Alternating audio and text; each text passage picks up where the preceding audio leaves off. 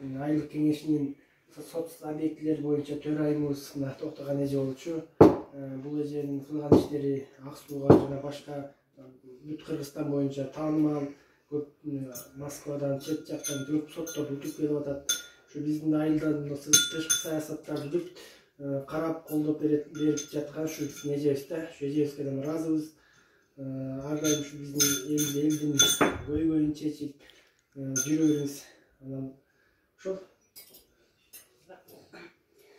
ne demeydik şu bugün bizim yetkileri oturmasının önemli bir sebebi bugün yoldaşım Yunus Ofal'ın bizim geçişken deputatların arasından şu çıkan deputatımız Toktogон eje bizim malumda olgun araştırmaları şu işledi daha sıra tutmuş olganda güçlü kalganda bir iki cümüşü kaldı bugün bir cümüşü şu oldu kalgan жакшылыктары барга жакшы күндөргө жакшы нерселерди жүрүшөбүз.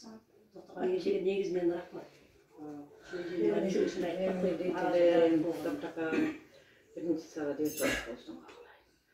Şu dens so'luk bolsa bardyk nerse bolot. Sağa şu üylömüzdün atынан şu çın bilişten rahmat aytap çıgar. Allah.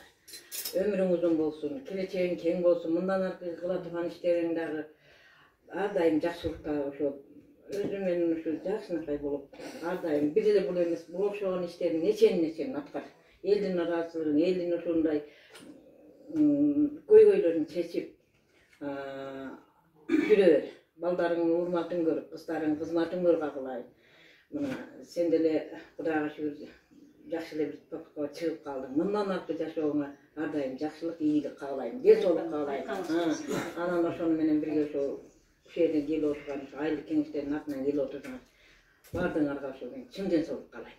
Ügülörüngörüngө tınçılık kalayım. Bakvat yaşauda kalayım sizlerge. Ar dayım şu jakşılıktardın üstünde şunday jerde жүрөрүгүлө kalayım. Gülüp jaynap, işiňer ýyrbaýyşty bolup, ömrüňiz uzun bolsun. Ne tileseňiz tilegiňerge jetkile bardığыңар. Şu rahmat, şu kenişiň atyn, şu deputatlaryňa bardığına rahmat.